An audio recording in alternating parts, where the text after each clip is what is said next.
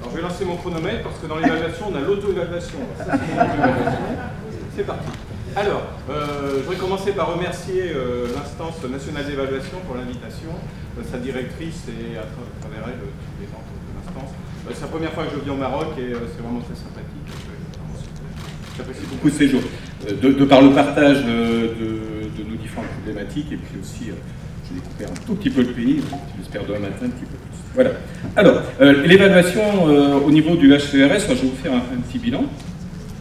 Donc, le HCRS est une institution qui a une dizaine d'années d'existence. Alors, elle s'appelait autrefois l'AERS, créée en 2007, et nous avons évolué au travers d'un changement de nom, mais un changement au niveau de la loi avec quelques changements importants qui ont changé un petit peu le contexte de l'évaluation. Alors, cette évaluation a été mise en place en 2007 au travers d'une loi qui s'appelle la loi Liberté et responsabilité des universités. L'idée était de confier aux universités plus de liberté, plus de responsabilité, donc du pilotage politique des établissements. Pour piloter un établissement, il faut une évaluation externe, de façon à pouvoir appuyer sa politique sur des faits et sur une évaluation par des pairs. Donc on a créé cette agence, à l'époque agence, maintenant au Conseil, dans cet objectif-là. Alors c'est une institution humaine, hein, nous sommes peut-être une centaine de personnes, avec deux typologies de personnel, des permanents, plutôt des fonctionnaires de haut niveau, et des conseillers scientifiques, dont je fais partie, qui gardons un pied dans nos établissements hein, pour ne pas s'éloigner, parce que faire de l'évaluation sans garder une vision pratique et pragmatique de l'activité de recherche d'enseignement supérieur, c'est pas facile. Donc on est dans cette situation-là, avec des conseillers scientifiques qui sont donc pour la plupart en délégation au HCERS, avec donc un maintien de leur activité d'enseignement et de recherche au sein de leurs établissements d'origine. Alors, nous sommes une institution très dynamique et avec des capacités d'adaptation, comme nous ne sommes pas très gros en taille. On essaye de s'adapter aux concepts, aux évolutions du monde universitaire qui bouge beaucoup en France en ce moment, comme partout sur Terre. Donc de l'adaptation et avec une vision internationale, donc ma présence aujourd'hui en est un des éléments. Alors, comment présenter le HCRS? Bon, c'est la version administrative, c'est une haute autorité indépendante, je vais passer rapidement. Par contre, la version courte, hein, c'est une institution publique qui est chargée d'évaluer l'ensemble des structures d'enseignement supérieur et recherche. Ce qui est intéressant, c'est qu'on va regrouper l'évaluation des formations, l'évaluation des laboratoires de recherche, ce sera plutôt mon propos aujourd'hui, l'évaluation des établissements, sur les universités, des organismes type CNRS, même le CNES, et puis ce qu'on appelle, et c'est plus récent, les coordinations territoriales au travers la loi de 2013. Les universités peuvent se regrouper sur des territoires avec des politiques communes, et donc on a mis en place une évaluation de ces coordinations territoriales. Alors notre organisation, nous avons 4 départements d'évaluation, donc la base c'est très pyramidal, hein, c'est un mot qui est employé hier, c'est vraiment très pyramidal, donc on a les formations, par exemple on va évaluer l'ensemble des masters de France. Nous avons la recherche, donc mon propos aujourd'hui, l'évaluation des entités de recherche, donc des laboratoires, alors ça va du laboratoire à 20 personnes jusqu'à des laboratoires de 4, 5, 600 personnes pour les plus gros. Dans ces laboratoires, on va aller jusqu'au grain fin de l'équipe de recherche. Donc au final, on va jusqu'à évaluer l'équipe qui est une structure, je crois, de 10-15 personnes, voire plus petite pour certaines. Nous allons évaluer les établissements, je l'ai dit tout à l'heure, au travers le département évaluation des établissements, et enfin un département qui fait l'évaluation des coordinations territoriales. Alors on s'appuie aussi sur 3 autres départements qui ne sont pas directement des départements qui vont faire d'évaluation, mais qui vont nous fournir des éléments. L'Observatoire des sciences et techniques, que Yves Jarras connaît bien, qui est un observatoire qui fait de l'analyse bibliométrique et donc qui peut nous permettre d'avoir des indicateurs. Alors l'observatoire a été intégré au HCERS tout récemment, donc on est vraiment en train de se découvrir mutuellement. Un département ouvert à l'Europe et à l'international.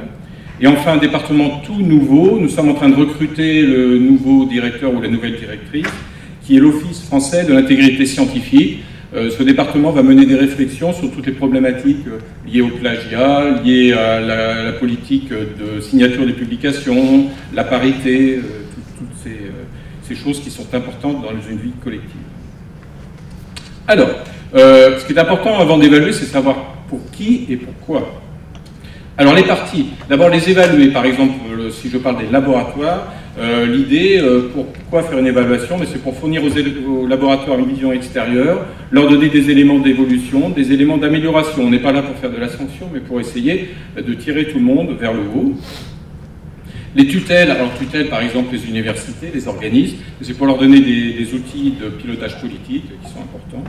Alors, ce qui est aussi très important, c'est que le HCRS ne fait pas de politique scientifique. Nous faisons de l'évaluation. Nous avons séparé typiquement les décisions politiques. On peut dire qu'un laboratoire a des lacunes, un laboratoire est mauvais, mais l'université peut décider de le conserver pour des raisons qui sont les siennes. Il peut y avoir au contraire des laboratoires de très bon niveau, des équipes performantes. L'université peut souhaiter se désengager pour des raisons politiques. Quand nous repasserons 4-5 ans plus tard, on fera l'analyse de ces choix politiques dans une phase d'évaluation postérieure.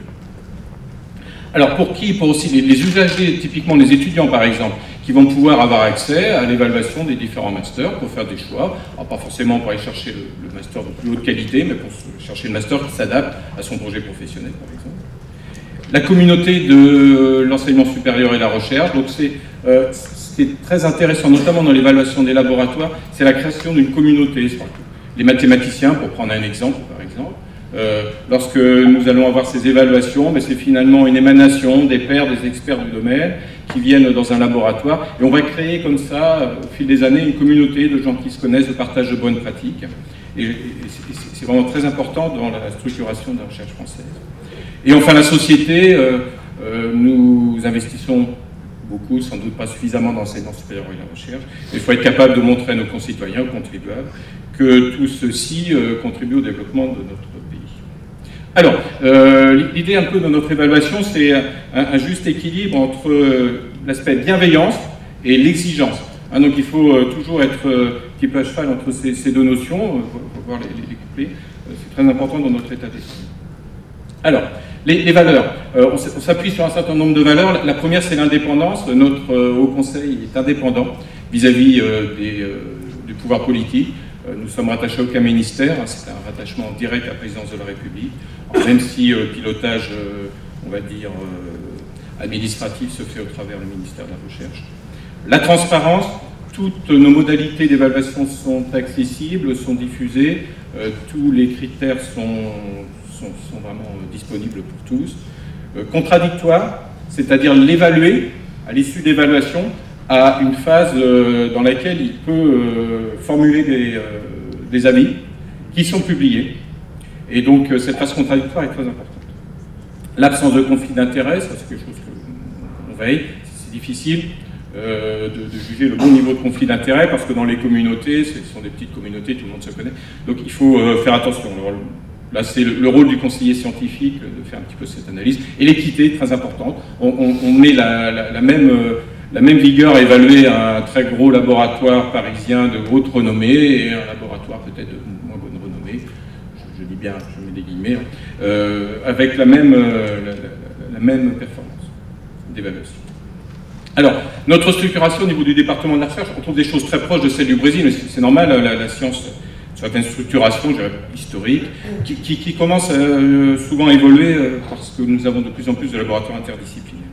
Alors, on est structuré en 3 grands domaines, donc les sciences humaines et sociales, les sciences et technologies, donc que je coordonne, et les sciences de la vie et de l'environnement.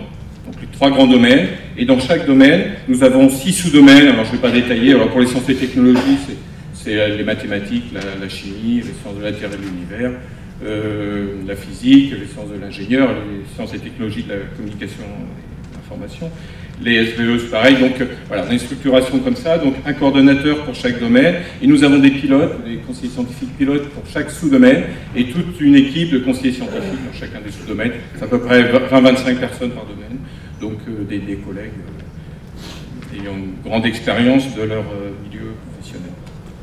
Alors, notre processus d'évaluation, c'est une évaluation quinquennale et sur des zones géographiques. Donc là, vous avez différentes couleurs, la France est découpée en différentes parties. Donc tous les 5 ans, l'ensemble des laboratoires français passent à l'évaluation, enfin, 1/5 tous les 5 ans, donc on a des vagues qui se succèdent, avec à peu près un équilibre dans la densité du nombre de laboratoires, à peu près 500 laboratoires par année. Donc en ce moment, cette année, nous évaluons Paris intramuros, donc tous les laboratoires parisiens. L'année prochaine, c'est Paris et la couronne autour de Paris, puis après on repart sur tout le territoire. Donc chaque laboratoire français est évalué une fois tous les 5 ans et donc sur des zones géographiques. Donc notre méthode, on s'appuie sur un socle commun, donc une évaluation par les pairs, mais aussi avec nos comités s'appellent comités d'experts, donc c'est un mix entre des pairs très proches de la discipline et des gens avec un petit peu plus de recul. Avec 3 phases, une phase d'auto-évaluation, c'est le travail du laboratoire, qui va dresser un bilan de son activité sur les 5 ans passés, qui va faire une auto-évaluation, forces, faiblesses, risques et opportunités, et qui va faire un projet pour son avenir, projet minimum à 5 ans. Une phase d'évaluation, avec un travail sur papier et un travail sur une visite d'un comité d'évaluation, une visite qui va se déplacer au sein du laboratoire. Et tout ça donne lieu à la rédaction d'un rapport, qui est finalement la production finale de notre institution. Et ce rapport est diffusé, une partie publique, accessible à tous, et une partie je dirais, privée, qui est accessible au laboratoire à ses tutelles. Au sein de ce rapport, il va y avoir une phase évaluative, mais aussi des phases de recommandation. Ce qui est très important, il y a une époque où on mettait une note au laboratoire, c'est fini. Maintenant, on a tout un tas de rubriques, et sur chaque rubrique, on essaye nos comités d'évaluation sont chargés de résumer cette phase d'évaluation par une petite phrase, un texte, plus précis possible, et qui est un outil pour le laboratoire pour évoluer. Et toute cette activité s'appuie sur des référentiels et des méthodologies qui sont publiées, comme j'ai dit tout à l'heure. Alors tout ça se fait dans un cadre déontologique, je ne vais pas revenir. Alors l'ensemble de nos méthodes sont validées par un collège, le collège de la CRS, qui est une sorte de conseil d'administration. Alors, nos évolutions méthodologiques, nous avons dans nos comités d'évaluation la présence depuis 2 ans d'un personnel d'appui à la recherche, c'est obligatoire. Alors personnel d'appui à la recherche, c'est dans notre comité d'experts, nous avons quelqu'un qui peut être secrétaire, un gestionnaire de laboratoire, un ingénieur sur les équipements, et qui va être là pour regarder un petit peu de plus près la vie du laboratoire, comment ses homologues au sein du laboratoire travaillent, comment ils sont considérés par rapport à l'ensemble des chercheurs. Donc ça permet de regarder l'ensemble de la vie d'un labo, il n'y a pas que des chercheurs, et les personnels d'appui à la recherche ont des éléments et des collègues vraiment très importants dans le développement de l'activité de recherche. Donc ça c'est assez nouveau et c'est assez positif. On essaie de simplifier l'évaluation, d'aller vraiment à l'essentiel, et en laissant une grosse place à l'auto-évaluation et à la dimension qualitative, en essayant de s'éloigner un petit peu de l'aspect volumétrique. Et on base notre évaluation vraiment sur les produits et activités de la recherche. Donc il y a eu toute une évolution, on a parlé un petit peu de la notion de publiant, après la notion de produisant, on a oublié tout ça, maintenant on va vraiment sur les produits et les activités de la recherche, donc issus du travail du laboratoire. Alors, 3 critères d'évaluation, donc comme je viens de le dire, les produits et les activités de la recherche. Donc nous avons des guides qui ont été établis par champ disciplinaire, là on est en train de mettre à jour. Donc par exemple, sur un domaine particulier, je ne sais pas, en cancérologie par exemple, nous avons essayé avec les conseillers scientifiques et la communauté de bâtir un référentiel qui recense les différentes revues, qui peut recenser des activités particulières dans le domaine de la SHS, l'édition de films, de livres, des choses plus originales, donc vraiment dédiées à chaque discipline, pour adapter notre évaluation à l'objet évalué. Donc on regarde la production de la connaissance, l'interaction avec l'environnement et l'application du laboratoire dans la recherche, à travers l'accueil des doctorants et l'application dans les masters. On regarde de façon attentive aussi l'organisation de la vie de l'unité. Un très bon laboratoire, très productif au niveau scientifique, peut être mal organisé. Peut-être en l'organisant mieux, le cadre de vie sera plus sympathique pour les personnels, mais surtout, il peut encore s'améliorer pour devenir encore meilleur. Donc ça, c'est vraiment un aspect qui est regardé de près lors de la visite en particulier. Et bien évidemment, on regarde le projet scientifique et sa faisabilité par rapport à le potentiel de l'équipe. Voilà. Donc, je passerai rapidement parce que je vois le temps tourne. Là, on évalue à peu près 500 équipes par an, ça fait 2500 sur 5 ans, donc le potentiel, c'est à peu près 2500 au total, et 500 tous les ans, qui se répartissent de façon relativement harmonieuse entre les 3 domaines. Alors ça, je vais passer. vais aller directement à ma conclusion. Voilà. Alors, suite au débat d'hier, j'ai ressorti trois éléments. Les indicateurs, on est très prudent sur les indicateurs. On les utilise très peu. On les utilisera avec une démarche pédagogique vis-à-vis des usagers. Ça va expliquer ce qu'un indicateur, comme ça sert à rien. Il faut expliquer ce qu'on veut en faire, ce qu'on en fait. Ils ne se substitueront jamais à l'évaluation par les pairs. Et il faudra toujours les remettre dans un contexte, ça nous semble important. Et il faut aussi que la communauté les accepte, et on va débattre avec certaines communautés, notamment les sciences humaines et sociales, où la plupart des indicateurs ne s'adaptent pas forcément à leur activité. Donc un travail à mener dans ce sens-là.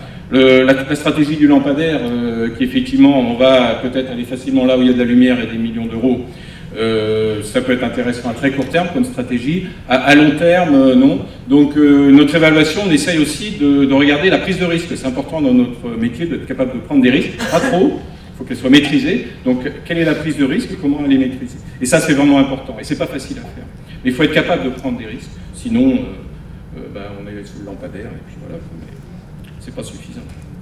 Et pour terminer, juste une info, le monopole des éditeurs, alors c'est un modèle économique absolument extraordinaire, c'est-à-dire nous on fait le travail avec des fonds publics à la base, ce travail on le rédige, on le review, le travail des autres, on le met maintenant même on fait la mise en forme, on le donne complètement à un éditeur américain qui fait pas grand-chose si ce n'est accueillir des millions, et on paye des millions pour avoir droit de regarder notre propre production. Donc c'est un petit peu un système économique assez génial. Parce qu'on est tous dedans et on n'a pas trop le choix. Alors l'État français a une loi toute récente de 2016 qui s'appelle la loi pour une république numérique, et parmi les centaines d'articles, il y en a un qui est vraiment très important. En France, dorénavant, à partir du moment où nous publions un article n'importe où sur Terre, on publie un article qui est issu de travaux qui sont financés pour moitié par des fonds publics, c'est le cas dans 99% des articles. À partir du moment où on est en budget consolidé, c'est avec nos salaires qui sont payés par la fonction publique, toute notre activité de recherche est sur fonds publics ou des fonds européens, ça marche aussi. Donc l'auteur dispose du droit à le diffuser de façon open, complet, avec pour les sciences et techno, un délai de 6 mois, c'est-à-dire que 6 mois après la publication dans le journal américain par exemple, je peux prendre le dernier manuscrit que j'ai envoyé au journal, pas ce que le journal publie, mais le manuscrit que j'ai envoyé, et le mettre en ligne. Donc ça, c'est l'histoire de cette loi, c'est casser le monopole.